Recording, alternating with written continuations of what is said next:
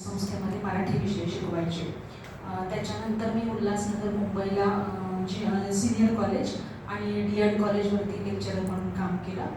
नंतर मग मी MPhilसाठी गेले आणि मग मी जॉब सोडला कारण लग्न झालं आणि मग मुलगी 5 वर्षाची होईपर्यंत मी काहीच केलं नाही. पण शिक्षण आणि लग्नाच्या आधीसुद्धा मी एक अंगणवाडी सुरू केली होती आणि माझं स्लोगन वगैरे त्यावेळेला ठरवलं होतं. मी BA एक्सटर्नल केलं, MA एक्सटर्नल केलं, माझ्याच मी क्लास घेऊन त्या सगळ्या फी मी स्वतःच हे केलं होतं.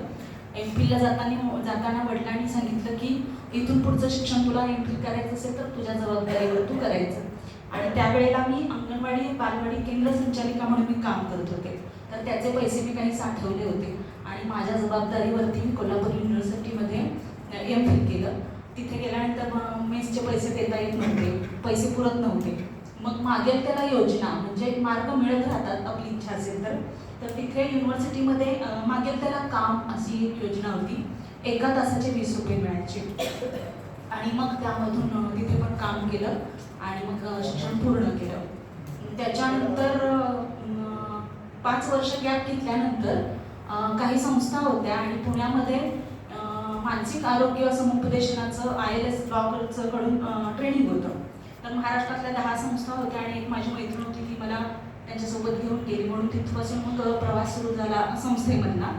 आणि मग मी यशोदाला जॉईन झाले. त्याच्या आधी मी पाणी फाउंडेशनला होते अमेरिकनच्या वॉटर कपमध्ये, दरेवाडीला 10 दिवसाचं ट्रेनिंग घेतलं आणि मग यशोदामध्ये जॉईन झाले. यशोदामध्ये जॉईन झाल्यानंतर आम्ही नवीन निवडून आलेले कोकणातले सगळे सरपंच आणि 14 वित्त आयोग 15 वित्त आयोगला मी ट्रेनर होते, त्यामुळे आमच्या जिल्ह्यातले सगळे लोकप्रतिनिधी म्हणजे जिल्हा परिषद सदस्य, पंचायत समिती सदस्य, गटविकास अधिकारी, विस्तार अधिकारी, पर्यवेक्षिका म्हणजे सगळे लोकप्रतिनिधी आणि सगळे प्रशासकीय अधिकारी असं संधी मला यशोदाने दिली आणि ती हृदया आम्ही पार पाडली. आणि मग असं वाटलं की ट्रेनिंग म्हणजे जवळजवळ 60-70 हजारहून अधिक लोकांना प्रशिक्षण यशोदाच्या माध्यमातून दिलं, नाबार्डकडून दिलं, पण काही समाधान होत नव्हतं, म्हणजे इम्प्लिमेंट होत नाही असं एकसारखं वाटायचं. म्हणून मग चक्रभेदी सोशल फाउंडेशन नावाची संस्था स्थापन केली आणि त्या माध्यमातून एक कल्याणी विधवा महिलांसोबत काम सुरू केलं.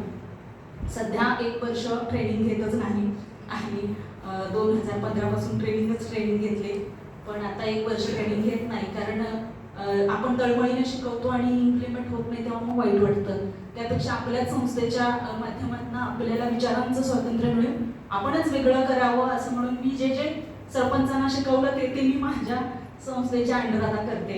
आम्ही 6 फेब्रुवारी 2022ला देवरुखमध्ये विधवा महिलांचं हळदी कुंकू घेतलं होतं आणि मग त्यानंतर आता 4थं वर्ष आहे आणि 4थ्या वर्षाला चांगल्या पद्धतीने महिलांना तो 50 गावांमध्ये जाऊन मी अवेअरनेस प्रोग्राम केले. माझं YouTube चॅनल आहे चक्रभेदी NGO, तर आता आपले सगळे फॅमिली मेंबर आहेत तर त्यांनी थोडं सबस्क्राईब केलं तर मला जास्त आनंद होईल, कारण त्यामध्ये सगळे लेक्चर्स मी म्हणजे मतदानाला पैसे का घेतले असं सुद्धा मी लोकांना गावात जाऊन जे मी बोललेली आहे ते सगळे लेक्चर्स मी त्याच्यावर टाकलेले आहेत, तर लोकांना फार आवडतात ते. आणि ट्रेनिंग थांबवून मग केवळ ह्यामध्येच आता मला फार आनंद होतो की सीमा संवर्धन कार्यशाळा आम्ही इथे घेतली. गिरीश कुलकर्णी सर आणि अशाच तुमच्यासारख्या संस्था ओळखीच्या झाल्या आणि सरांनी पण फार आम्हाला सपोर्ट केला. यावेळेचा आमचा कार्यक्रम खूप उत्कृष्ट म्हणजे अतिउत्कृष्ट झाला. 1780 महिला आलेल्या होत्या आणि कुलकर्णी सरांनी साड्या डोनेट केलेल्या त्या आम्ही वाटल्या. पुण्यामध्ये साने गुरुजी विद्यालयाच्या इथे सुद्धा स्लम एरियातल्या महिला आलेल्या त्यांना सुद्धा हा विचार सांगितला आणि केवळ साड्या घेऊन जाऊ नका तर विचारांचं वाण घेऊन जा असं सांगून त्यांना आम्ही हा विचार मांडला. असं काम सुरूच होतं. मध्यंतरी माझ्यावरही काही प्रसंग आले. आता मगाशी सुमन साळी मॅडम सांगत होत्या की त्यांच्याकडे रात्री 11 वाजता नवऱ्याने गळा दाबला आणि डोक्यातून रक्त येत होतं अशी महिला त्यांच्याकडे आली आणि त्याच्यासाठी त्यांनी लढा दिला. तर काही मला म्हणजे प्रसंग येतात ते सुद्धा आपल्याला काही शिकवण्यासाठी किंवा आपल्याला मजबूत बनवण्यासाठी येतात आणि मला तसं म्हणजे मी झालेली आहे थोडीशी आता. पण त्यावेळेला वेळ प्रसंगातनं आपल्याला कळतं की जग कसं आहे, माणसं कशी असतात, कशी बदलतात आणि प्रसंगच आपल्याला शिकवतात. म्हणजे माझ्या प्रसंगाच्या वेळेला मला काही म्हणाले की हा नवरा बायकोचा प्रश्न आहे तर आम्ही कसं पडावं, म्हणजे एका सोशल वर्करने असं म्हटल्यानंतर मी आधी डोक्याला हात लावला. म्हणजे मगाशी मॅडमने जे उदाहरण सांगितलं की नवऱ्याने गळा रात्रीचा दाबल्यानंतर ती महिला त्या म्हणाल्या नाहीत ना की हा तुमचा दोघांचा प्रश्न आहे, मी कसे पडू. म्हणजे आपण सगळे तसंच काम करणारे आहोत की हा तुमचा पर्सनल प्रश्न आहे असं मी सुद्धा म्हणत नाही. कारण माझ्याकडे बऱ्याच आता महिला येतात आणि आपण त्याच्यामध्ये उतरून त्यांचे प्रश्न सोडवतो. सध्या तेच मला सगळे म्हणतात की फुल टाइम तुम्ही सोशल वर्क करता, मग तुमचं भागतं कसं. तर ते मलाच कळत नाही माझं कसं भागतं. तर मी इथून साड्या नेताना पण मला लोकांनी एवढं ते बोचकं होतं आणि पुण्यावरून मला देवरुखला न्यायचं होतं. तर तिथल्या शिक्षिका होत्या ज्या शाळेमध्ये आम्ही सानेगुरुजी विद्यालयामध्ये कार्यक्रम घेतला, त्यांनी पण मला विचारलं की हे नेणार कसं. तर मी म्हटलं याची चिंता आपण नाही करायची, याची चिंता त्याने मला मार्ग दाखवायचे. आणि सर खरंच सांगते की आतापर्यंत अशी माझ्यावर कधी वेळ नाही आली की माझ्याकडे पैसेच नाही, आता मी काय करू, म्हणजे मला आता मी काय खाऊ, असं कधीच होत नाही. कारण त्याला चिंता आहे, आपण कर्म करत राहावं, यश आणि मार्ग तो दाखवणारा आहे आणि कधीच त्याला काही कमी पडत नाही.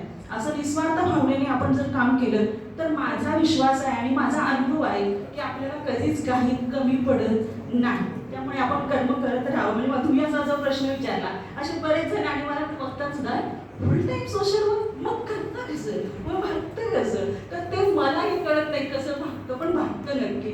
म्हणजे इथपर्यंत मी येऊ शकते आणि स्वखर्चाने येऊन मी तुमच्या सगळ्यांच्या चांगल्या माणसांच्या संगतीत राहावं असं म्हणतात. तर ईश्वराची फार इच्छा चांगली आहे की चांगल्याच माणसांच्या संगतीत राहा आणि चांगलंच घडत राहू दे असं त्याला वाटत असेल. म्हणून हा प्रवास असाच तुमच्या सगळ्यांच्या सज्जनांच्या संगतीमध्ये पुढे होत राहील. थँक्यू.